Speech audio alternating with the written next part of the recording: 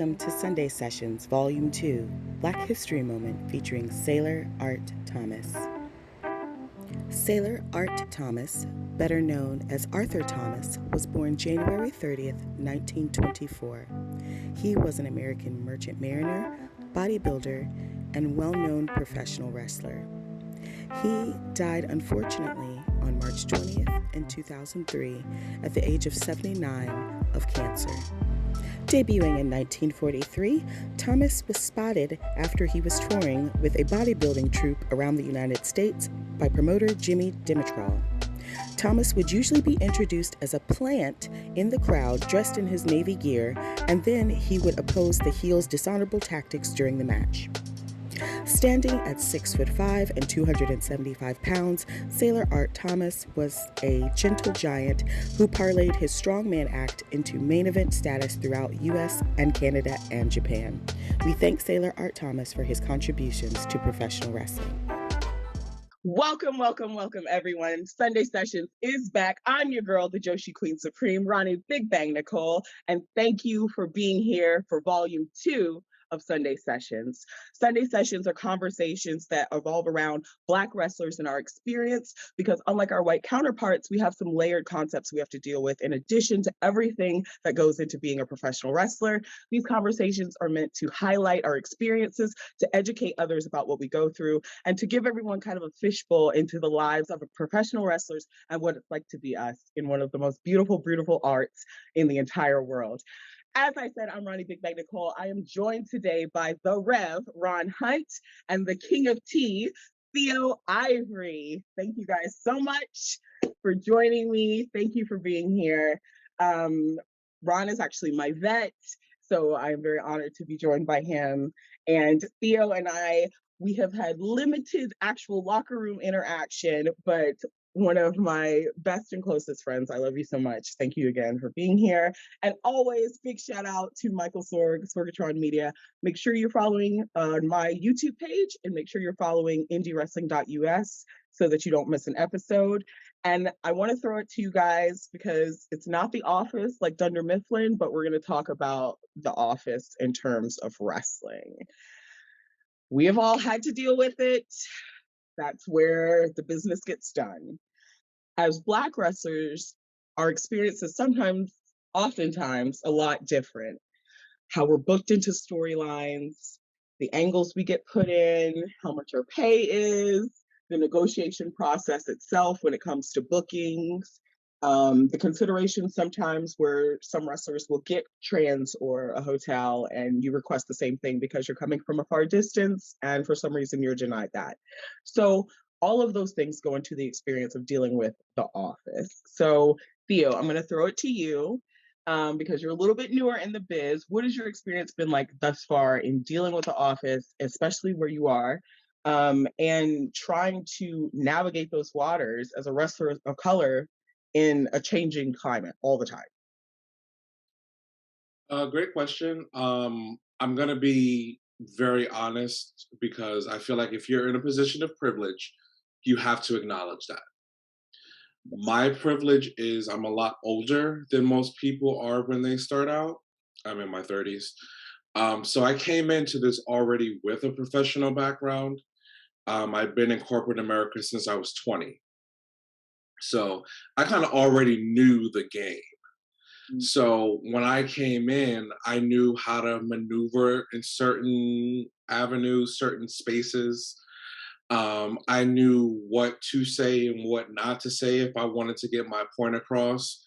Whereas our counterparts, they don't have to tread as lightly as we do.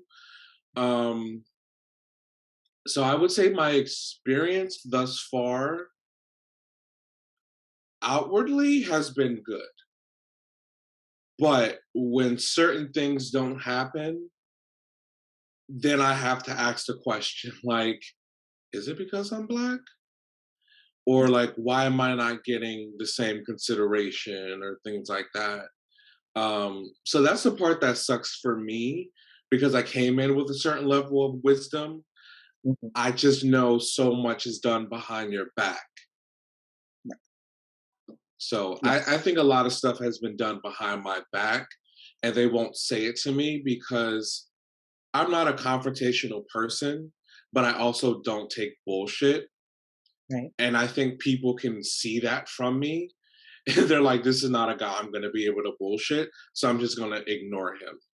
Right. And I think I get that a lot. And I'm okay with it because you ain't going to piss on my head and tell me it's raining, child. But the intimation, that's my experience. It's a lot of BS under the rug, but outwardly to my face, it's been fine. Yeah. But there's always that level of what's going on behind the doors I'm not behind. You hear things through the grapevine, you know, things are mischaracterized, and it's like, well, I'm just trying to do good business. Why is it being characterized as anything else? Ron, has anyone tried to pee on your head and tell you? Absolutely. Now, first of all, you know, I get a couple of marketing ideas through my time. Theo, you need to make that a shirt, and I'll be the first one to buy it. Let me just put that on public record. But you know, I think a lot of things that Theo said, Ronnie, you know, hit spot on, and I think it was good to hear it from the level of where he is in the business and correlating that to where I am, and then when talking even to others, you see that the similarities are the same no matter what spectrum of the wrestling business that you were at, and that has definitely happened to me. And I tell you, even now, when you talk about negotiation and different things with certain companies, it's like, listen, just because we don't address something right off the bat does not mean that we are not acknowledging what we already know. We don't have to address everything right then. And I think what happens is because you don't address something as soon as you hear it, then they think, oh, let's just keep on doing it. You know, they don't know nothing. No, we do. We just tallying it up. And I think, you know, I try to challenge everyone, you know, when you feel that you are worth a certain worth and you're really honest with yourself. Now, black, white, brown, red, yellow, if you suck, you suck. Let's just say that.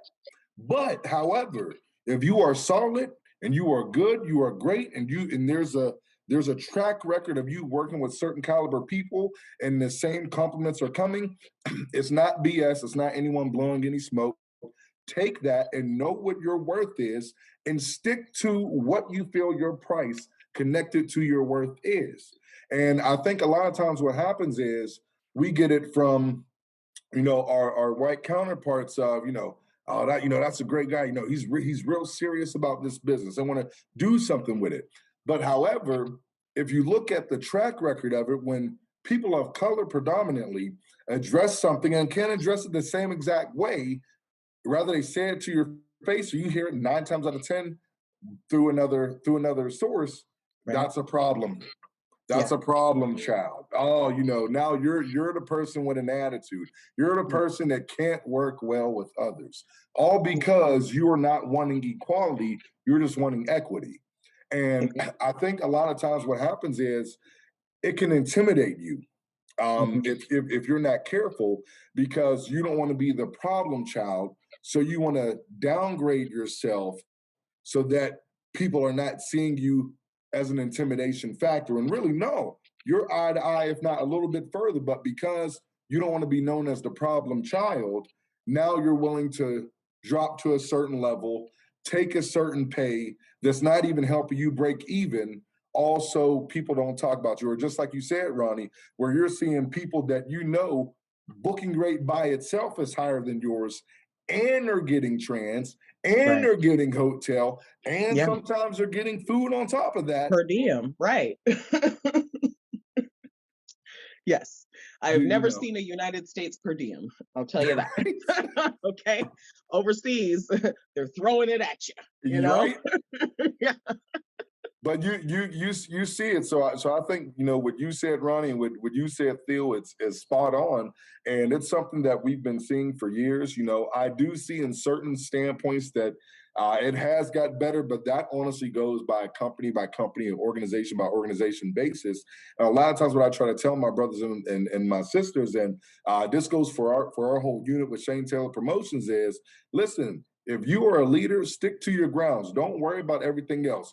You sticking and being true to yourself has way more worth than you just, bowing down and saying, yes, master, I'll take whatever you have. Thank you, sir. More chitlins, please.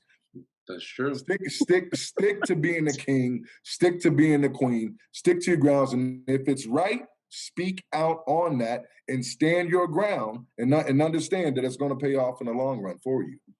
Yes. But you remember how I said we have to acknowledge if we have privilege?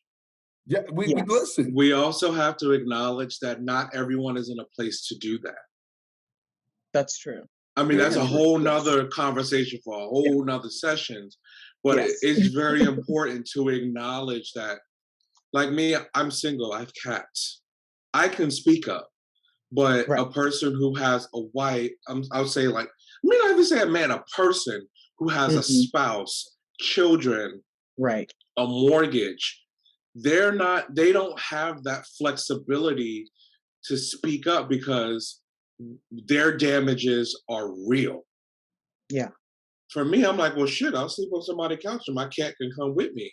But the person with 3 kids and a spouse and a mortgage can't run that risk. Realistic. So that's another layer of it that doesn't get talked about enough.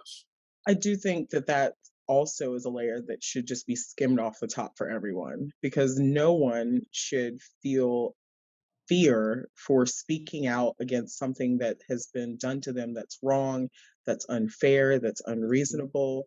We call it professional wrestling. So if you would like me to come to your location, I expect you to pay for me to get there. When you pay for a plumber, you're not only paying for them to fix the plumbing, you're paying for them to get to you. You're paying for their service to be of a convenience to you. Right. And it seems sometimes when Black wrestlers speak out and want those same things, and come out of the gate wanting those things because they see, white counterparts receiving them, so why not? It creates like a dissonance, and it really, I don't know how you guys feel, but for me, it's like, yo, what is it about me that's not enough for these people to respect me and to see that I'm worth this? I'm putting in the work and the time, and there's so many other wrestlers in the same position, but there's this layer of, malarkey. Yes. Rubbish. Yes, that keeps a fear, within the wrestling community as a whole of you'll lose something, you'll be looked at as some type of way, you'll be kicked out of wrestling, and when we get to topic 2, we'll talk about people who were spoken out against and still are wrestling. So it seems kind of where's the what do we value there? But so when it comes to negotiation, when you're trying to get booked at these places, especially somewhere new that you may not have a rapport with, or you've got somebody who's talked to the promoter for you, so you've got kind of an in to present yourself to them. What has your experience been at a company that has seen your value as a Black wrestler, and what has your experience been at a company where they clearly don't? And Theo, I'll start with you. I'm going to be honest, I don't know if I've ever been valued as a Black wrestler. A lot of times I have to wonder, am I a box that's being checked off? Or in my case, 2 boxes, Black and gay. So I'm like, I wonder like, oh, am I helping you meet a quota or something?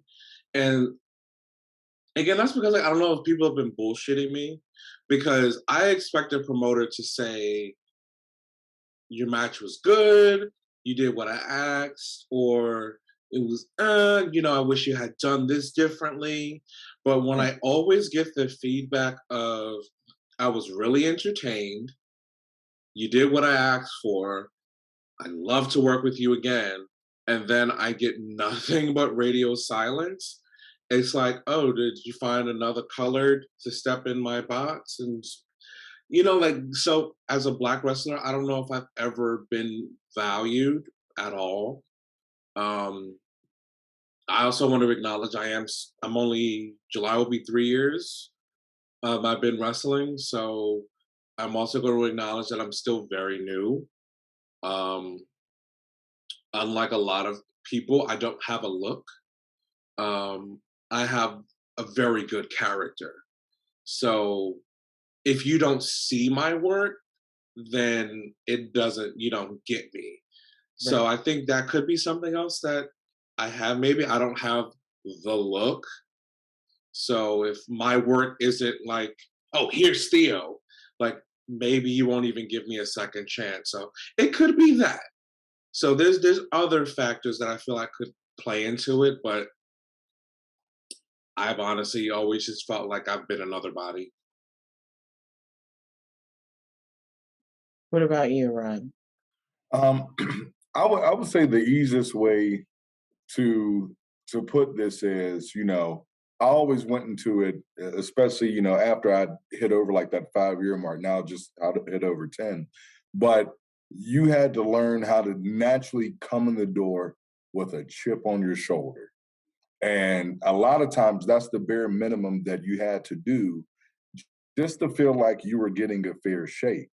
With a lot of companies that I began working with, there were bare minimum issues, mainly dealing with the financial aspect of things. And even now, unfortunately, people just type your name in, they know your worth right there. It ain't that hard. Right. But yet you still have people doing this push and pull. Right. And if I'm feeling good, if it's a good day, if it's the Lord's day that day, you might email me on a Sunday. I might say, okay, if it's my first time working with you, here's where I'm at. Can you hit it? If they can't hit it, how close can you get? And if you get me good, I'll say, we'll do this one time. But if you like what you see, which I know you will, full rate after that. This is the only bone I'm throwing you. And then you Right. tear the house down. But Yeah. I feel, unfortunately, being a Black entertainer, you have to come in with a chip on your shoulder. I think it was one thing that my parents told me, and it's been a universal thing within the Black culture, whether it's your parents, aunt, uncle, grandmother, whoever it is, you have to work 2 times, 3 times, sometimes 4 times harder than the average white person to just make sure that you are getting your fair shake, or at least where you should be. Right. That's the real world. Yeah. Now, the pro wrestling world is magnetized Right. even more.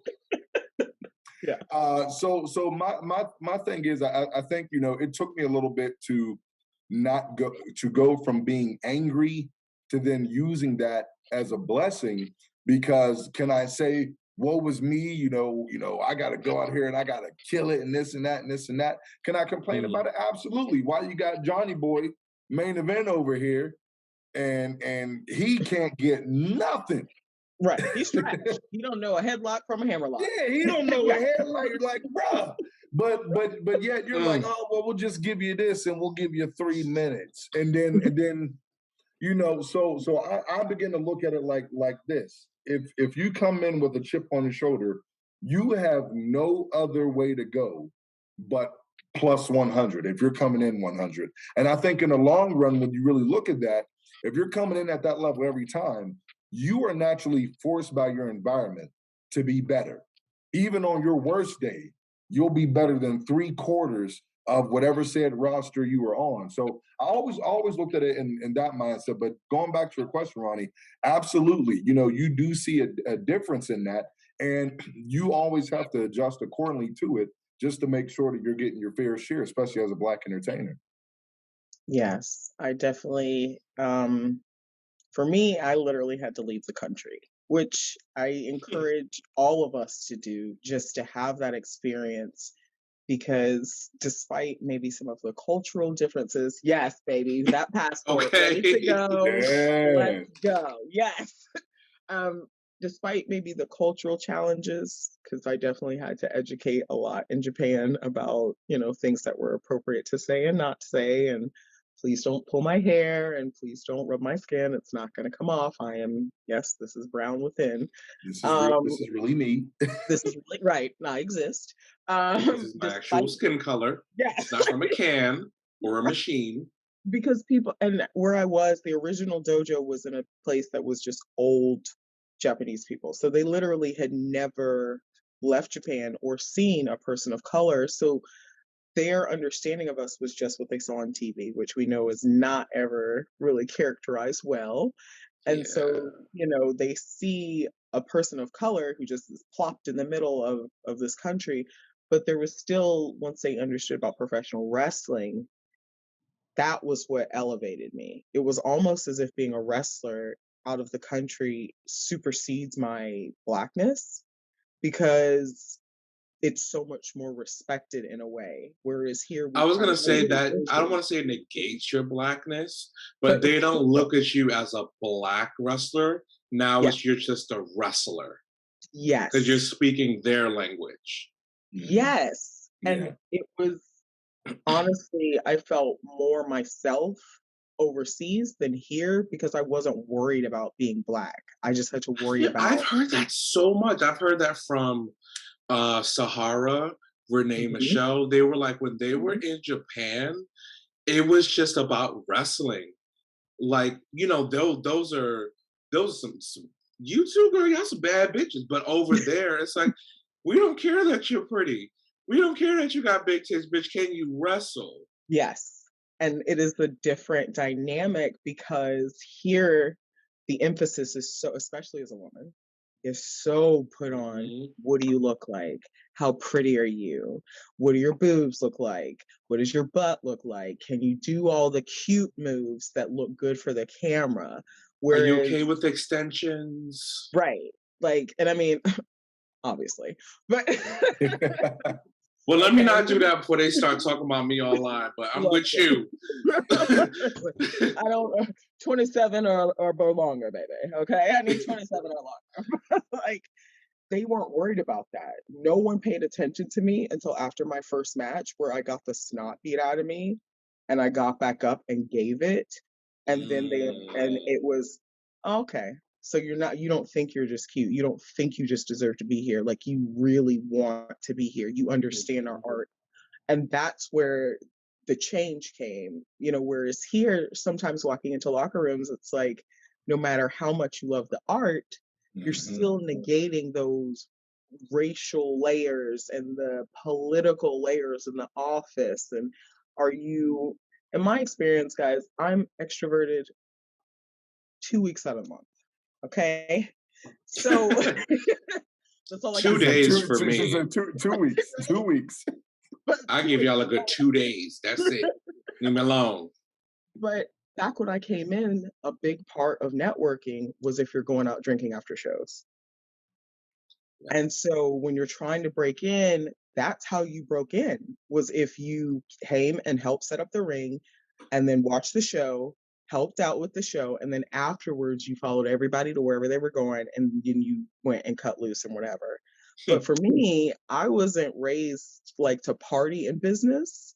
So Mhm. it was always like a Right. weird, like you were saying, Theo, I came in with the mindset of this is business. Like I want to be somebody and do something. So let's make that paper, you know, tell some stories. Let's be out here and do it.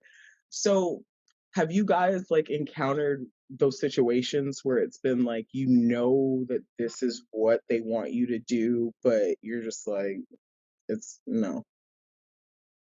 Have Do you you guys mean match wise or just like in wrestling in general? booking, like in wrestling, booking, like if you're trying to go to a company and you kind of know, okay, I'm going to have to hang out with these people or go, you know what I mean? Like there's more than just here's my resume and my qualifications, sir or ma'am, or whatever your pronouns are.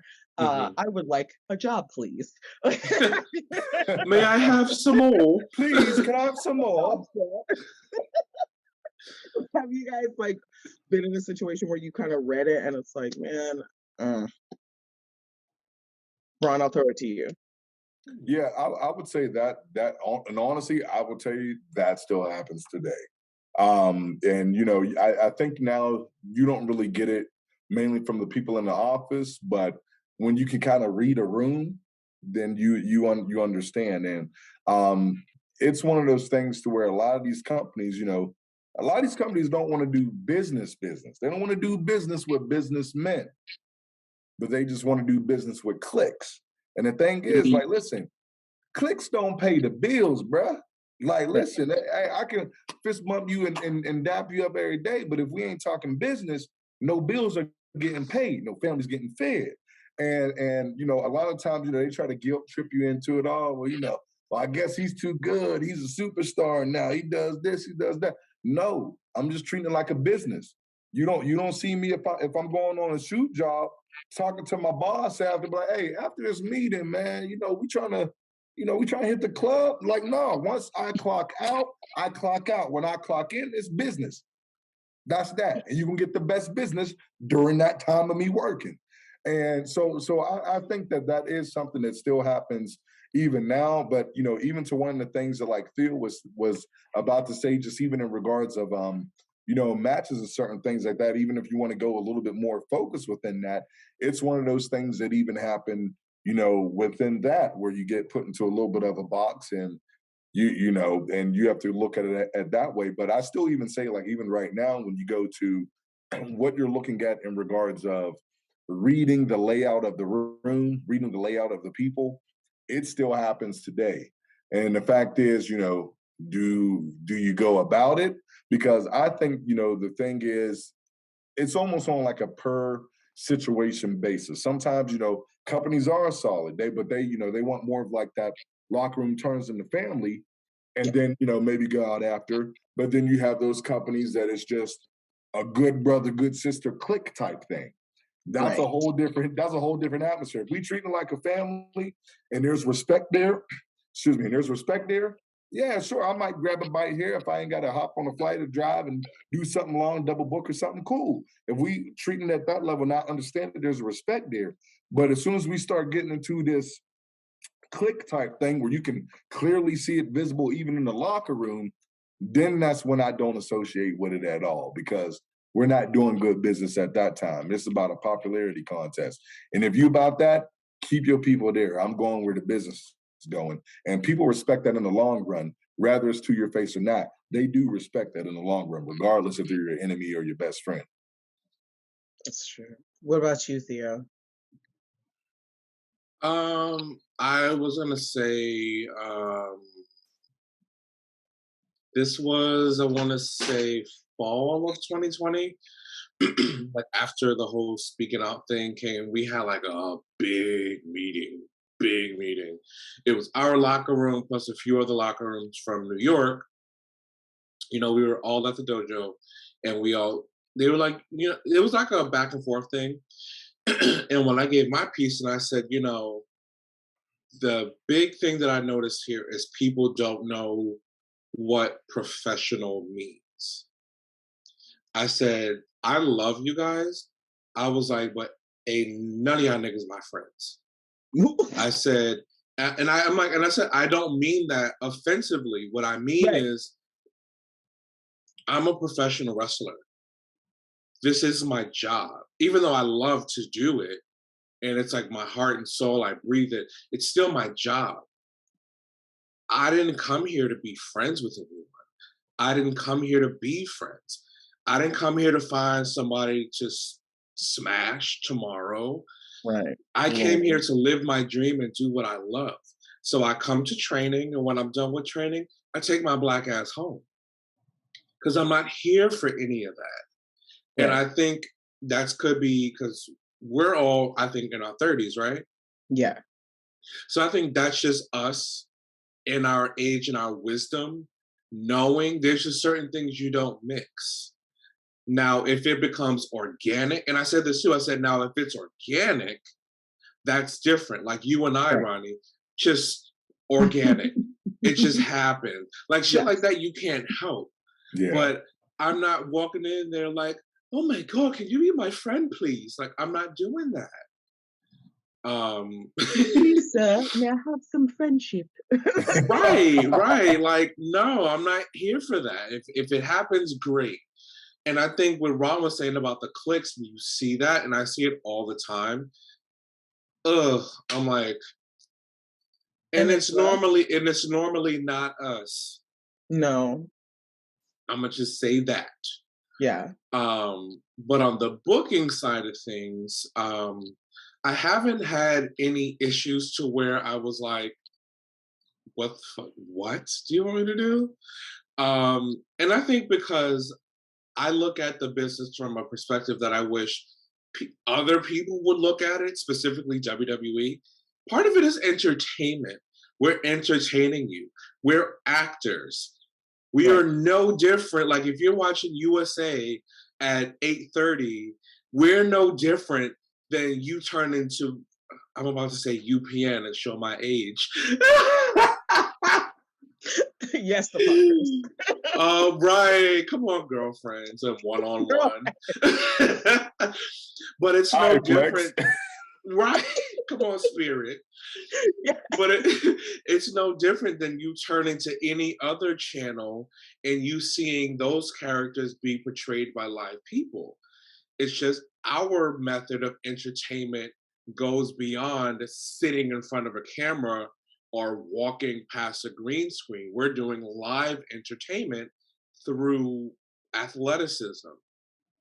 Yeah. So I look at it as like, I'm an entertainer. This is the role they're asking me to play, and I get paid for it. Like, you think people want to play drug addicts and prostitutes in movies? Awesome. But they're like, no, let me show them that I can rock this shit. And I can show them just how talented I am. Same thing with us. I do don't think ask me, but don't ask me to play no goddamn Twinkle Toed Fairy, because I'm like, no, you can call somebody else that is actually authentic to them and let them portray that, versus me pretending to be something that I'm not and becoming a caricature of a certain culture or a certain minority group, so to speak. But like, that's the only time I would have an issue with something.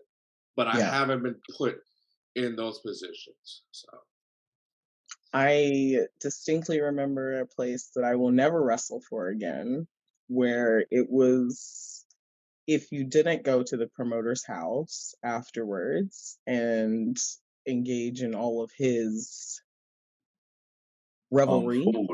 There we go. Oh, child. Oh, not moolah. Okay. You were not considered a part of the family.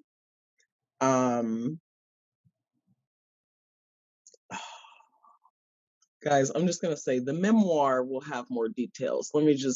There was a very well-known wrestler who was always coming there, and he was all about the revelry, right? And he was the champion and was always at the top. And then the moment that he got in some hot water and had to stop doing that, big old stanky boot. And this is like a name. You know what I mean? Like, he'd been to Japan. We got each other's number, girl. Like, listen, we'll talk off record, because it was just, and I'm not, listen, I got a sink full of dishes right now. Okay, guys? So I'm just going to put that out there. But the amount of fleas that were on me at this promoter's house, okay? Unacceptable, because there were no pets in the house, guys. So where did they migrate in? Was like, what was the situation with the nature being in the carpet? I didn't, but it was such a, people understood it and were dying to come to this promoter's house and like hang out and listen to his stories and do all the accoutrement, if you will. And it was this is why I don't go to people's house, child. They're like, you want to come over? No, because if I come over and your house is nasty, I'm leaving. And I can't look at you the same, and I can't be up all night. You know what I'm saying? What's on the wall? What's on the floor? What's fighting me? Like, I can't, and that's how it was. Why my ankle itching? Ron, I was wearing. Is that a stain on the couch? Okay, I was wearing like toilet dirty. I didn't go in the bathroom. You couldn't go in the bathroom. Do you understand what I'm saying? There was something furry growing behind the toilet. I don't know how it grew behind it. Anyway, we're getting off track. But it was, I had to wear Japanese anime girl knee socks to protect myself from the fleas, people. Okay, it was a nightmare. But this man would not book you, especially if you were a woman, if you did not come to his house at least twice. And it was understood. and it was just a normal thing that people did, and people are getting blitzed and just falling out and passing out and missing their bookings for the next day, and leaving late and getting phone calls from family like, where are you? Like, you're supposed to be on the road. And I'm like, is that worth us going and doing our job just to hang out with someone who clearly is just very lonely? Like, I stop making that face. Girl, I can't be fake. Right. Listen. Like, the Lord won't let me do it. Maybe that's why I'm not signed. Listen, one day. And keep in mind, I heard something that Kev on Stage said. I don't know if y'all know him, but that's my boy. I love Kev on Stage. That's my boy. Yes, but he said that sometimes what you want, the place hasn't been made for you yet. And that resonated with me, because I was like, I feel like that is very true, that as wrestling continues to change and more places are coming, that there is going to be a place for wrestlers of color to have a home, in a sense, and create a network of opportunity, not just for wrestling. If you want to learn ring announcing, why not learn how to do producing? If you want to do meal prep, why not learn how to do some dietitian stuff? Like, we're able to, especially we as Black people, we always find a way to make it more and to advance and to bring community into it. And I feel like I'm very optimistic about that, guys. So yes. So leaving the office, we are going to the game room. Okay, are you guys ready? We're gonna play Connect. Oh, I'm so sorry. Can I share something with you guys really quick? Yes, there's a term that I think in wrestling, well, in life, but it applies so much in wrestling, and it's unconscious bias. And for the people watching who don't understand what unconscious bias is, unconscious bias means, like, when it comes to us being Black and trying to get booked, like, a white person can reach out to you and say, hey, I train here. I love to work one of your shows. Okay, cool. Send one of your matches over. But a Black person says, hey, I love to get booked on one of your shows. Okay, where do you train out of? Who's your vet? Can you send over 5 matches? Can you also send over some references? And they may think like, oh, I'm a promoter. I'm just doing what I need to do to vet this talent. But they don't realize that they're making all the Black talent go through certain hoops and certain obstacles that others don't go to. And the big example that I want to bring to people's attention is, I hate to say it, but the E. Look at Big E. Look at Kofi Kingston. That's unconscious bias, because they weren't given that opportunity because they earned it or deserved it. Kofi got it because if they didn't put it on him, then it's going to be like, all right, y'all niggas really are racist. And then with Big E, there were no other options. So it was like, might as well put it on him. And with the women, they talk about, Jazz's career, and like, we try to bring up how Black women haven't been respected. And they're like, oh, well, Jackie was the first this, and the Cruiserweight champion, and Jazz was this. And I'm like, okay, why did Jackie get those accolades? It was because, listen, girl, we ain't doing that. I didn't say anything. We ain't gonna do that. I don't know. We ain't gonna do that. We ain't gonna do that. I haven't done that, which is maybe why I don't have a contract. But listen, that's why I'm not signed to a lot of places, child, because my body count is zero. Honey, if it would do it, you know what I'm saying? I'd have the bill. I mean, let's just call it what it is. I'd have the bill. Okay. But the point I was making was, the reason why Jackie got those accolades was so it would put Sable over. And when Sable won, it would be credible, because she beat the toughest, pound for pound, toughest woman on the roster. The reason why Jazz got those accolades is so when Trish Stratus beat her, Trish Stratus would look legitimate. So Okay. it wasn't about elevating the Black women.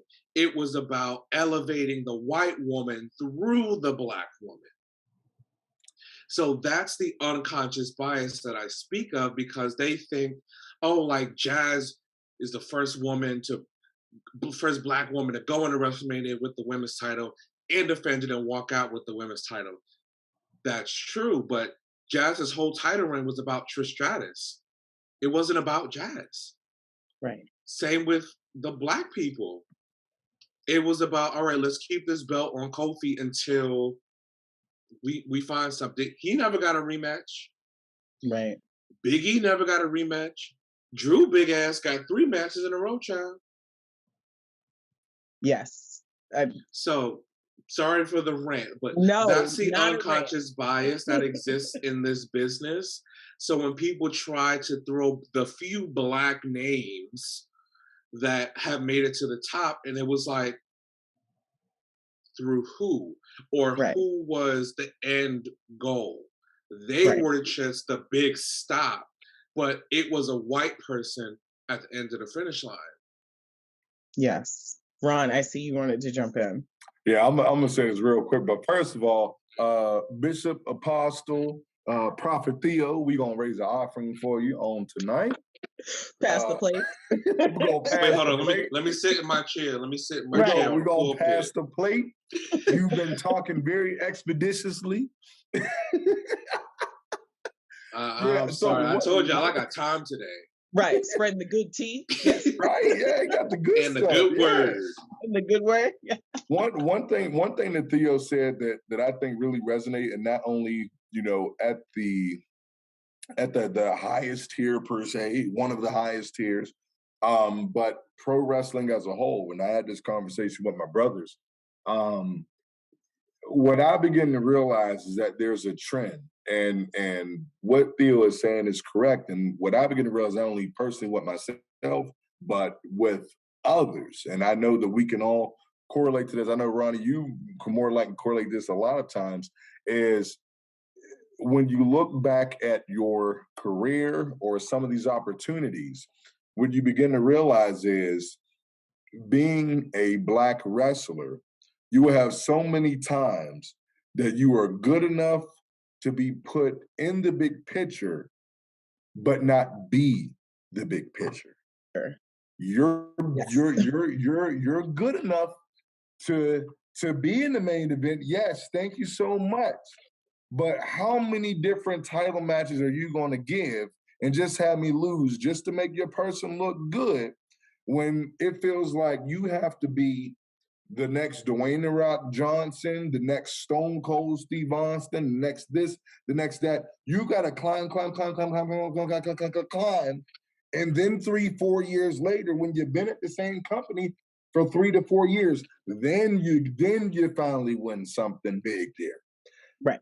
But however, when there's no other options. When there's no other options. When once again you get to that point to where you're wrestling with a chip on your shoulder, when you learn how to do it to where you're undeniable. Now it looks stupid if they don't, because everyone else sees it, that they have to force their hand. And what a lot of people don't understand, even when you go back to the history of Black Wall Street, when we come together in unification, there is power behind that. And when your color don't speak, guess what color does speak? Green. And when green speaks, then they move. And I would say this, and listen, I don't care, Vincent, if you see this, Vindicate, I don't care. But when you even look at it, check this out. When you've seen how all this has been happening, how Black wrestling draws went viral, Kofi and them doing their thing went viral. A lot of these moves did not happen until during or after the protests of George Floyd. Why? Because there's a reason. Because they understand that now, okay, we have people over here that see this and regulate with this. Why did it take us this long to now all of a sudden we see indie shows when, God forbid, this is telling our age, now they're doing, I forgot what the reunion is, but you see indie shows doing things at Warped Tour. What is Warped Tour? A predominantly white music group. Now all of a sudden you see WWE doing a partnership with Rolling Loud. You see Vince McMahon at a Dave Chappelle concert.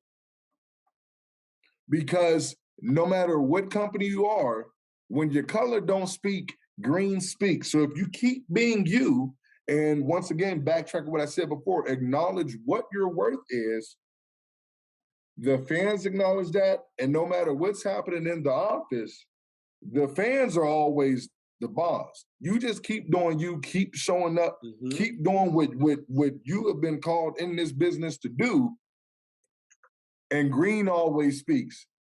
And a lot of times they'll roll with green. They might not want to, but it forces their hand to. But that's what it is for us as the coloreds. Yeah. If when we decide, oh, I'm going to speak up in this meeting, when it comes to a white person, it's like, oh, what are their qualities? We know what are their qualities of a good wrestler. Okay, yeah, let's give them an opportunity. But when it's a Negra that speaks up, it's okay. So what are the income projections on that? You know, what are the sales that you project for merch? Slide deck. Yeah. And this was something I really wanted to add because Ron, you hit on this. Like you keep putting them in opportunities. Anyone who don't know me, I'm a stand for women. So y'all can talk about the men's all y'all want. I'm the historian when it comes to the women. I'm gonna bring y'all back to 2013. Oh, Naomi was practically the GOAT at that time. Poised to find a match that I'm sorry. You said, well, go ahead, baby. I'm sorry. I said she was poised. Yes. 2012, 2013, Naomi, 2011. Actually, before she turned heel. So what was it? 12, 13, and 14? Yes, but even before that, they were building, it looked like, to something. They were giving her more time. It became more like, it was almost like her black girl magic was able to be born, and she hit a lick every time for 4 she barely years. ever lost. If you look at it to try to find a match in like 2013 or 2014 that Naomi lost, you're gonna find like 2 or 3. Because she was always winning. I'm gonna ask you a question. How many Divas Championship matches did Naomi get? I'll wait. Right. And we will continue. But Lil Paige is gonna pull up and get a title shot and win in her first match. Naomi pinned AJ the Divas champion at least 4 times. Never got a title shot. Not a shot in Natty. Yeah, Natty may have, Natty and AJ traded victories back and forth. Natty got at least 2-3 title matches. Brie Bella got 2 title matches on pay-per-view. Paige kept getting title matches on pay-per-view. Naomi didn't get a single one. So, like, I wanted to bring that up so people really get the picture of why is it that this Black woman who's hitting all the marks, and obviously she's doing something right because y'all keep having her go over every week. Why isn't she being put in that position that you have no problem putting a white girl in, regardless of her level of experience? Oh, we've seen it because we've seen the injuries, and Do we want to go down the list, child? Like, don't get me started. Now, I love Ashley, but next topic, child, because like I said, well, you did hit on something earlier that I do think we would just transition into, which was last summer. We all witnessed a few weeks of catharsis within the wrestling community.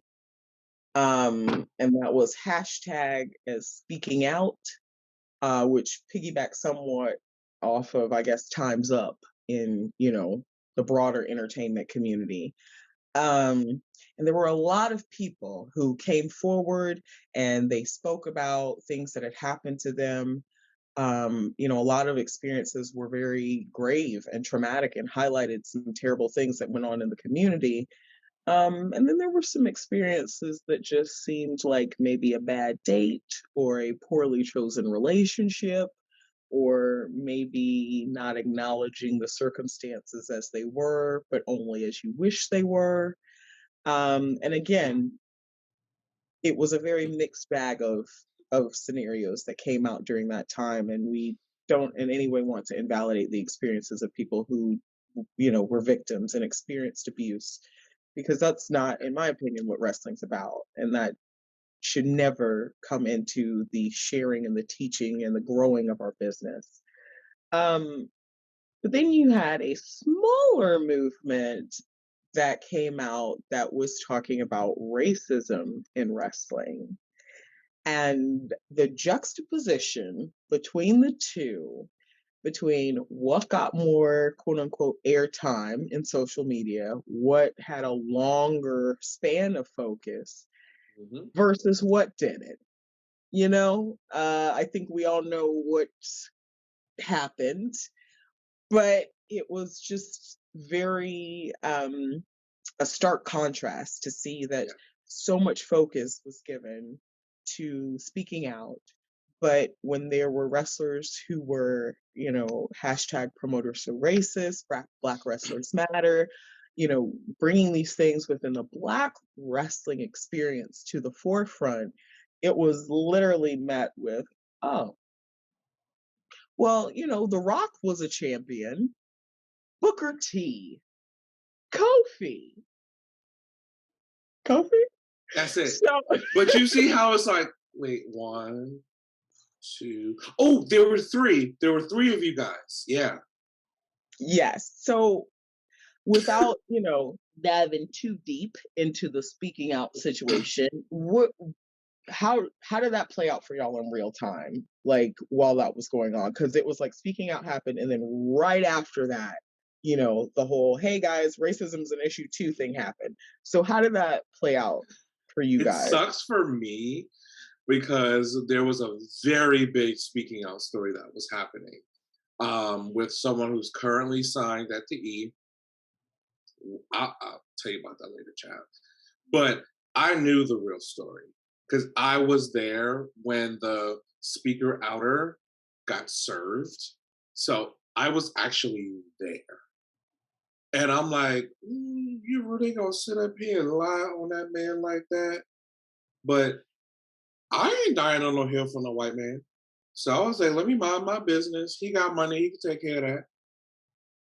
But what bothered me about the movement is there's a huge difference of me telling someone no and they're continuing to do God knows whatever it is they're doing.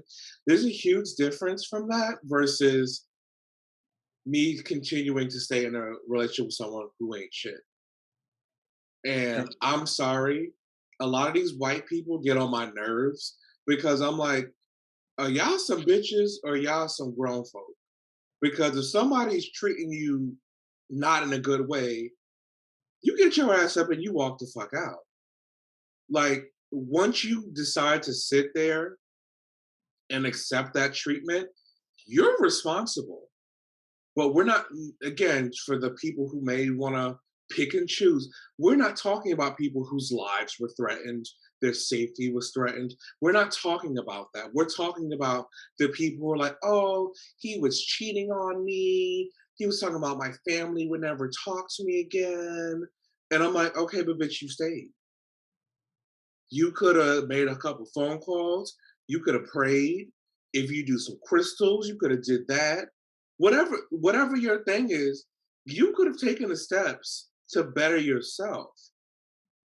So that's not the same as a woman or a man, a non-binary person who was violated against their will. Right. Like those are two very different things, and people were trying to blend that. Yeah, and conflict. And it kind of muddied the movement because then it got to a point where people stopped caring because there were so many of these bullshit people trying to get attention that they took the focus off of the real survivors. Yeah. And that's what bothered me, that people, grown people, still don't know the difference between, no means no, I was violated, versus I allowed myself to stay in a situation that I knew I should have walked away from. Right. Yeah.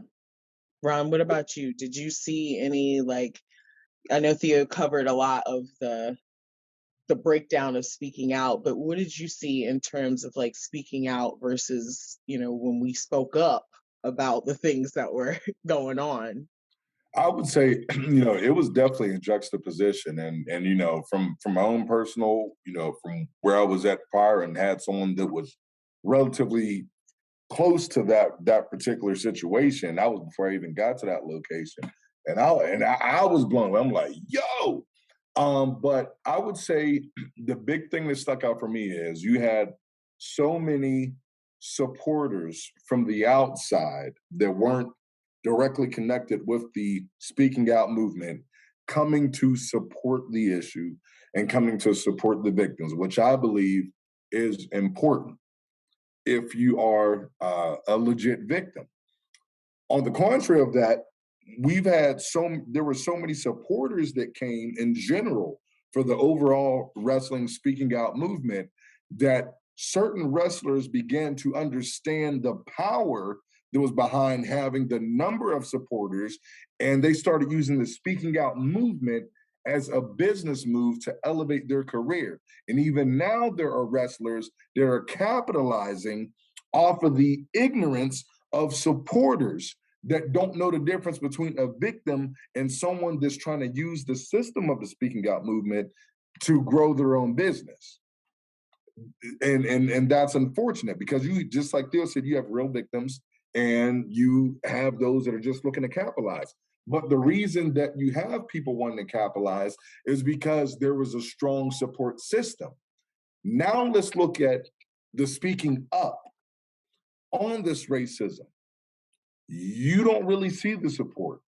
What you see is people thinking, oh, well, here goes the black people again, always thinking like, always thinking like they deserve something. It's called just put in the work and you'll get where you need. You don't see the same sincerity. You don't see the same heart. You see some of the same people that have been supporters for the speaking out movement now be antagonizers for the speaking up movement. Yes. Or be silent. Or be silent. And my whole thing is this, and this was even back when I was younger in school. You deal with bullies and stuff like that. If you are silent, then you are just as guilty. And what I think is a lot of people either you would understand when people outside of people of color were really supporters, because these will be the people that not only would DM you, but will try to put together things publicly. But if you're just DMing me, but yet when you see me getting attacked publicly, and I see it, and you don't respond and come to my aid in a public matter, then you are just as guilty. On the contrary, there are the people that were hashing out so much, not because they might have not believed it, but because they have a guilt of their own, that they've seen the same stuff that people are talking up against, and now if they combat it, then that means that they can push it aside and say that ain't really happening. Yep. But just because it's not happening to you doesn't mean that it's not happening. Right. So I think that's what I've seen, a complete change to where you have seen those in the speaking out movement be supporters, and some of those very same people, when it comes to speaking up, they combat it. And they say, this didn't happen, that didn't happen. You know what? Join the club. It's been like this, it's been like that, yada, yada, yada. We've had that even currently on the national TV level. Oh, yeah. Yes. So would you guys agree that that's a perfect example of like unconscious bias? Oh, like, why is it that when we speak up, now it's like, oh, wait, hold on. But if a white girl speaks up, it's like, oh my God. But when we speak up, it's like, are you sure? What did that happen? Right. Are you sure? That wasn't taken out of context. So I'm like, I feel like I have seen black people. is crazy. I've seen people gain bigger opportunities and jobs at the national level due to the rise of their career because of the speaking out movement. And within that same realm, I have seen people's jobs at the higher level decrease because of the speaking up movement. Yes. So, you know, speaking out. Look at La even, Rosa Negra when she spoke up against Tessa.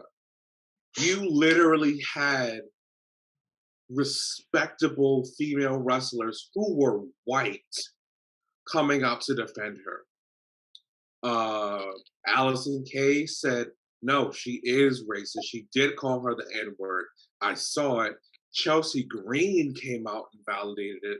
And there were like at least 2 other big name white female wrestlers that were like, no, I saw this. But they were still like, are you sure? And then it's like, wow, because this is a dark-skinned Latina woman that spoke up. Something has to be off. And then when white women are defending her, oh, well, they must have an issue with Tessa. Why can't they be telling the fucking truth? But if we question a white woman who speaks out, it's like, oh my God, how dare you blame the victim? And it's like, come, what are we doing here? I saw you get triggered, child. I was like, oh, I said something. Listen, I have my own experience with Miss Blanchard. I wish her nothing but the best.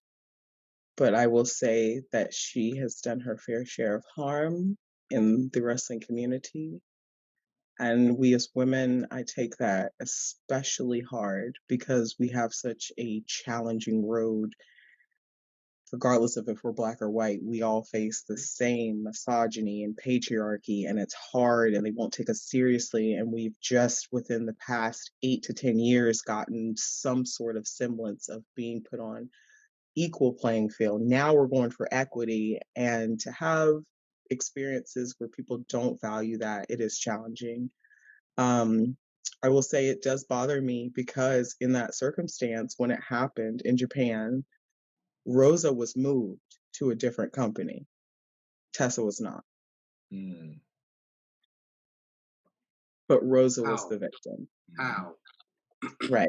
So I definitely hope that people watching will take and understand that we all live with some sort of bias, especially if you were educated in America. We all live with some sort of bias. But when it comes to seeing through those racial lenses, especially, we have to be aware to root out those blind spots and to make sure that we understand it's not just to not be a bad person. It's to be anti-racist. It's to create a world where we genuinely can see each other on the inside for our humanity, for our value, for what we can bring to our global community and to our local communities, not just the skin and what we can get from each other. And I hope that wrestling one day gets to that point as well, because the art itself is so beautiful and brutal and historic. You know, we're a part of one of the last living physical oral traditions that has touched every continent. You know, it's an amazing thing that we do, you know, and we should be valuing that and each other a lot more and giving each other the chance to tell those stories that represent us. I mean, think about how many kids went crazy over Encanto because they saw people who look like them. You know, I cry like a bitch when Miles jumps off and he's got his suit and, you know, he's like, can't stop me now. And, you know, he's like that because it's an Afro-Latina, like, that's, you know what I mean? Like, yeah, he's my guy. I see him. So in wrestling, it should be the same. We should be able to see each other and see ourselves in these stories we create and this magic that we make in the ring. So we are out of time, unfortunately, but I want to thank you, Ron and Theo, for being with me. I'm going to let you guys shout out your socials and where people can find you, any upcoming dates or anything that you have, and especially, you know, your merch sites. So Ron, I'll throw it to you, and then Theo. Absolutely. Well, first of all, Roni, thank you for having me. It's always a pleasure. I believe I was a part of this last year, and anytime that you need, I'm always about it. I really hope that this does continue to change the world, and I encourage anyone that is not of us to look at this with an unbiased lens. This isn't about it's our way or nothing. This isn't about you're wrong, you're racist. It's about understanding the difference and seeing how you can be a part of the solution, how we can all come together, just as Roni said, and make the sport of professional wrestling better. That's the main thing. But you guys can find me on all social media, the Rev Ron Hunt, Facebook, Instagram, Twitter, and yes, you already know it, TikTok, about to hit 100K, y'all. So make sure y'all go to follow. We do some fun stuff over there. Pro Wrestling Tees, and I'm also just now getting started with the What a Maneuver. Going to be finding me there. The Rev Ron Hunt, we can find all the stuff there. Thank you so much, Ron. And Theo, where can we find you, baby? You guys can find me on Instagram, Twitter at _Theo Ivory. I'm gonna just show y'all if you could see that. You see that there? Yeah. See that there? That's me. If you're on What a Maneuver, you can just search Theo Ivory. You'll see my merch store. And I just want to leave you guys with this. Every day is an opportunity to be better than you were yesterday. So in this business, every day we should be trying to make it better than it was before. So if you're not learning something new every day, you're doing something wrong. Yes. And thank you for having me, Roni. Oh, I was a part of this last year too, so it means a lot to, be a part of this again and even share my stories from that time to now, because a lot changes in a year. It does, yes. And we aren't all having the same experiences. Even though we're all Black wrestlers, we're all having different things happen to us that kind of feed into a similar narrative. And I think it's important to show that, from where we go from point A to point B and C as we go along. I know this is not the end of any of our careers. We all have a lot more to accomplish and do and achieve, even in this COVID world.